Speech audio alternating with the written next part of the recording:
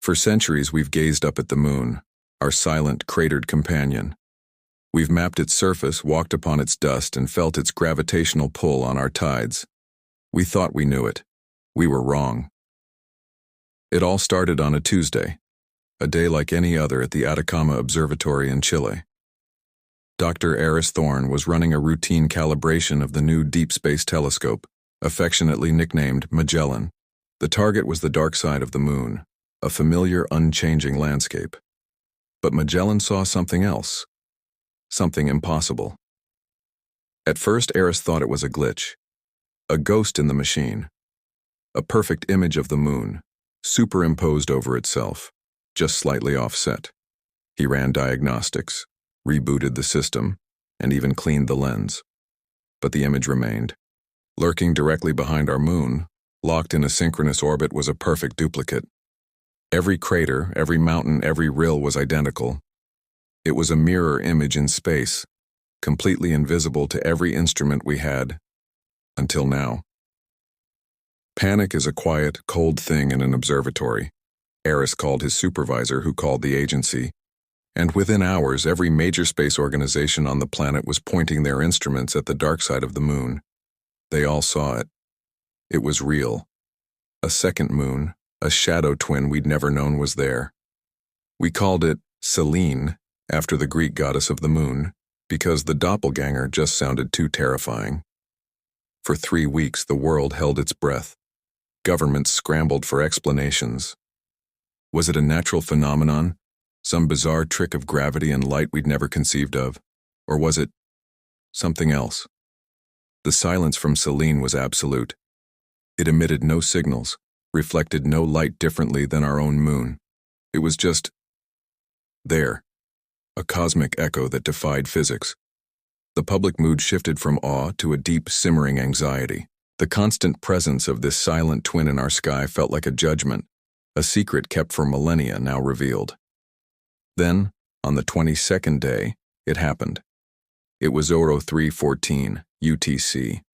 Every observatory watching saw it simultaneously. A single, distinct event. Selene blinked. Not a blink in the human sense. For exactly 1.7 seconds, a circle of light, roughly the size of the Sea of Tranquility, appeared on its surface. It wasn't a reflection or a meteor strike. It was a soft internal blue-white luminescence that pulsed once, then vanished, leaving the doppelganger moon as dark and silent as before. The world went into a frenzy. It wasn't a rock. A natural phenomenon doesn't blink. This was a signal, an acknowledgement, an announcement. After eons of silence, Selene had just said, "Hello?" The question was no longer what is it, but who is it? The United Nations convened an emergency session.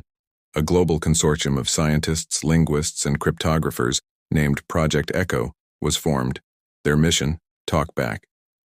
But how do you respond to a blink? We didn't have the technology to project a light of that magnitude onto our own moon. We were a toddler trying to have a conversation with a god. Our first attempt was a targeted radio broadcast, a stream of prime numbers, the periodic table, basic human biology, the universal starter pack for first contact.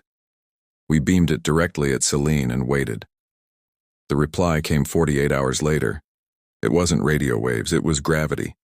Subtle, localized gravitational waves emanated from Selene, waves so complex they made Einstein's theories look like child's play. Our instruments barely registered them, but they were there. The waves weren't random.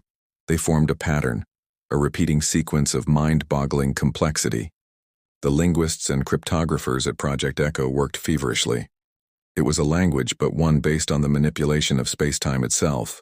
It was as if they were writing a message in the very fabric of the universe. Days turned into weeks. The translation was slow, torturous. The concepts were alien. The message wasn't about greetings or warnings. It was a data dump of galactic proportions. Star charts of unknown constellations, physics that rewrote our textbooks, and schematics for technologies far beyond our comprehension. Selene wasn't just a mirror of our moon. It was a mirror reflecting the knowledge of the cosmos, a library, waiting for the librarians to arrive. But amidst the endless stream of data, One section stood out. It was a history, not of them, but of us.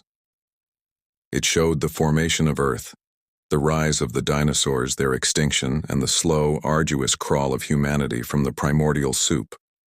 It showed everything, every war, every discovery, every birth, every death.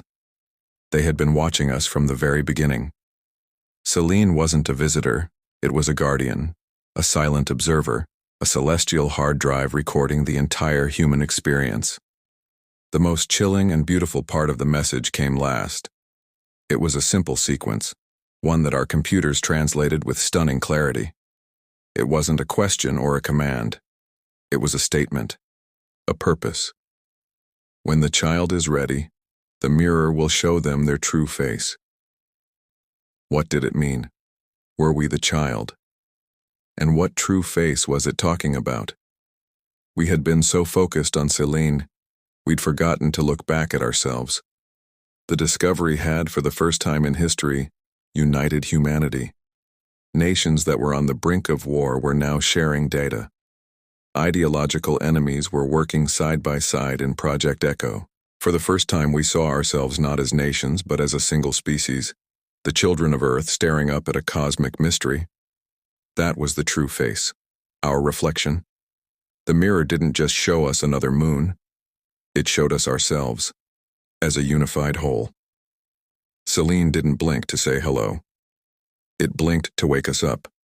Now we are preparing our answer. It won't be a radio signal. We are building.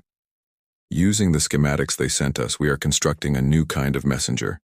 Our reply will not be a simple pulse of light. It will be a message of our own, written in the language of gravity. And it will say, "We're ready. What's next?" The universe is much bigger and stranger than we ever imagined, and our journey is just beginning. Thank you for joining me on this thought experiment. What do you think the mirror moon's purpose was? Let me know in the comments below.